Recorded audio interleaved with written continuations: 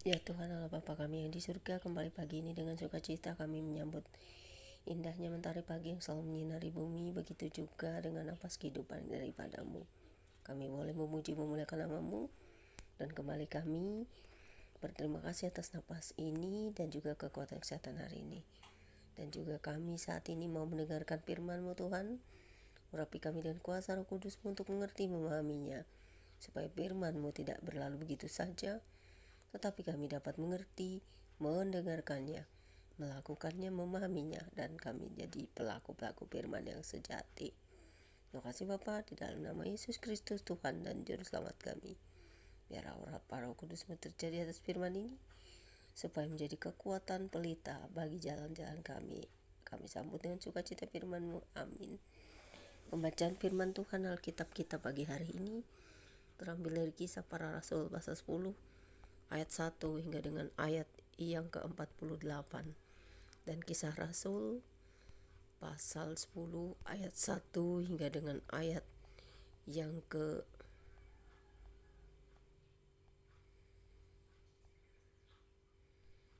satu perikop saja ini tampaknya saudara.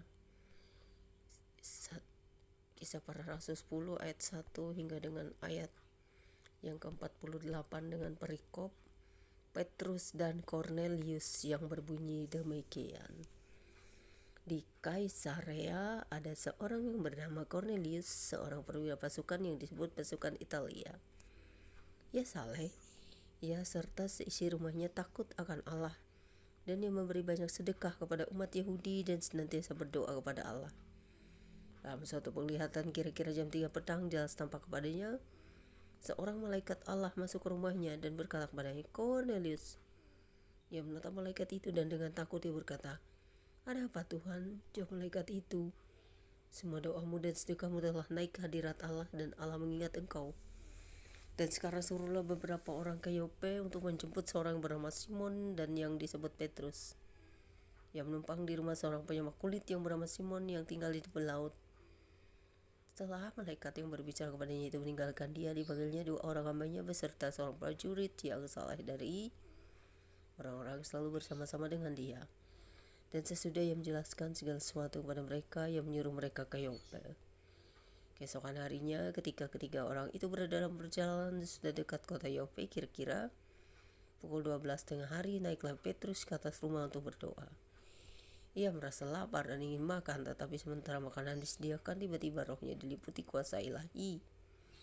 Tampak olehnya langit terbuka, dan turunlah suatu benda berbentuk kain lebar yang bergantung pada keempat sudutnya, yang diturunkan ke tanah. Di dalamnya terdapat berbagai jenis binatang berkaki 4, binatang menjalar burung. Kedengaran olehnya suatu suara yang berkata, "Bangunlah Petrus, belilah dan makanlah." Tetapi Petrus jawab, "Tidak Tuhan, tidak. Sebab aku belum pernah makan sesuatu yang haram dan yang tidak tahir." Kedengaran pula oleh kedua kalinya suara yang berkata padanya, "Apa yang dinyatakan halal oleh Allah, tidak boleh kau nyatakan haram." Hal ini terjadi sampai 3 kali, dan segera sesudah itu terangkatlah benda itu ke langit. Petrus berencana di dalam hatinya, apa kiranya arti penglihatan yang telah dilihatnya itu. Sementara itu telah sampai di muka pintu orang-orang yang disuruh oleh Kornelius, dan dia berusaha mengetahui di mana rumah Simon. Mereka memanggil seorang dan bertanya, apakah Simon yang disebut Petrus sedang menumpang di rumah itu.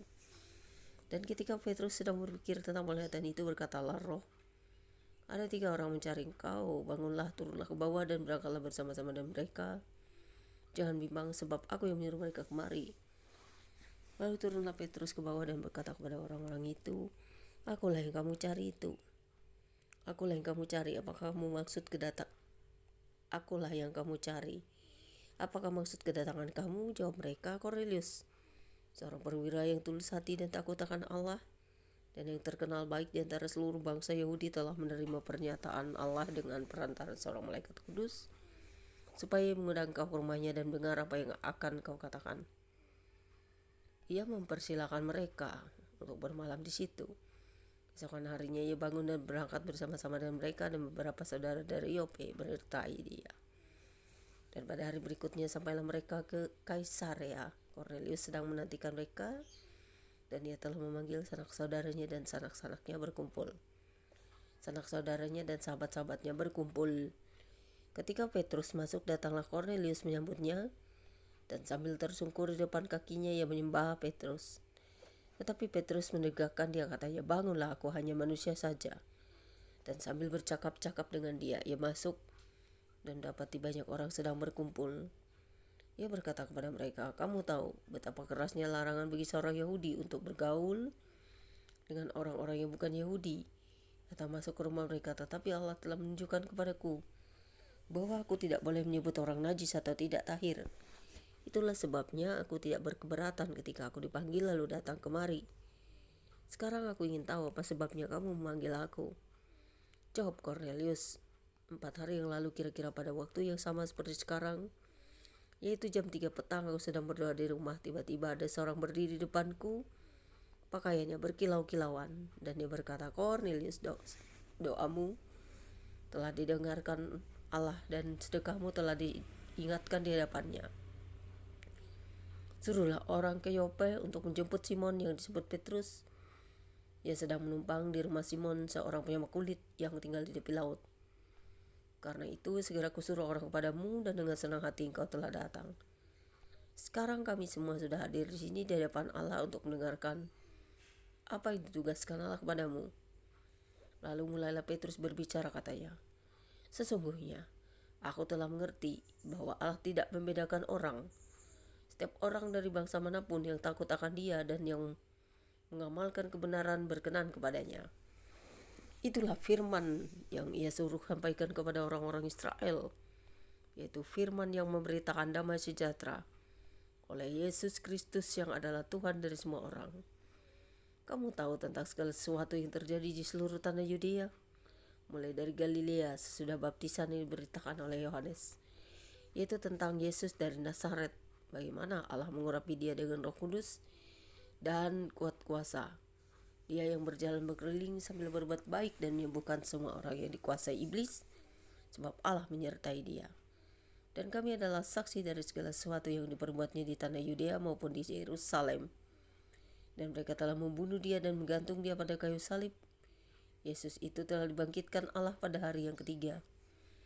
Dan Allah berkenan bahwa ia menampakkan diri, bukan kepada seluruh bangsa, tetapi kepada saksi-saksi yang sebelumnya telah ditunjuk oleh Allah, yaitu kepada kami yang telah makan dan minum bersama-sama dengan dia setelah ia bangkit dari antara orang mati.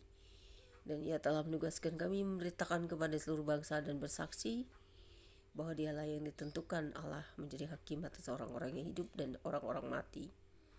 Tentang dialah semua nabi bersaksi bahwa barang siapa percaya kepadanya, ia akan mendapat pengampunan dosa oleh karena namanya." Ketika Petrus sedang berkata demikian, turunlah Roh Kudus ke atas semua orang yang mendengarkan pemberitaan itu. Dan semua orang percaya dari golongan bersunat yang menyertai Petrus tercengang-cengang karena melihat bahwa karunia Roh Kudus dicurahkan ke atas bangsa-bangsa lain juga. Sebab mereka mendengar orang-orang itu berkata-kata dalam bahasa roh dan memuliakan Allah. Lalu kata Petrus, "Bolehkah orang mencegah untuk membaptis orang-orang ini dengan air, sedangkan mereka telah menerima Roh Kudus sama seperti kita?" Lalu ia menyuruh mereka dibaptis dalam nama Yesus Kristus. Kemudian mereka meminta Petrus supaya ia tinggal beberapa hari lagi bersama-sama dengan mereka. Sampai di sini pembacaan Alkitab kita. Kiranya Tuhan Yesus selalu memberkati kita dengan firman-Nya dan selalu kita dapat mengerti, memahaminya, dan merenungkannya supaya kita dapat kuat di dalam firman dan kuat di dalam kehidupan ini dalam segala permasalahannya. Dan kiranya apa yang kita dengar hari ini juga akan selalu menyertai memberkati kita di seluruh dunia bagi orang-orang percaya. Karena Tuhan Yesus Kristus adalah Allah yang mengasihi kita. Allah yang turun ke dalam dunia ini memberikan anaknya yang tunggal supaya setiap orang yang percaya kepadanya tidak binasa, melainkan beroleh hidup yang kekal. Karena dia adalah satu-satunya jalan keselamatan dan hidup yang menuju kepada Allah yang sejati, Allah penguasa jagat raya ini, Allah penguasa semesta yang menciptakan kita. Terima kasih Bapa di surga, kasih-Mu sungguh nyata di dalam firman-Mu untuk kami dapat mengerti, memahaminya, memberitakan Injil-Mu pada semua orang yang ingin mengenal kebenaran tentang Engkau. Biarlah kami yang sudah dibaptis ini akan selalu setia meteraikan kami di kitab kehidupan-Mu ya Tuhan, supaya kami dapat menjadi pelaku-pelaku firman-Mu yang setia sampai akhir hidup kami di dalam kasih-Mu. Terpujilah Engkau Bapa di surga buat firman-Mu hari ini, dan biarlah kami selalu merenungkannya untuk kehidupan kami di masa sekarang maupun yang akan datang, karena Engkau adalah perisai dan kekuatan kami.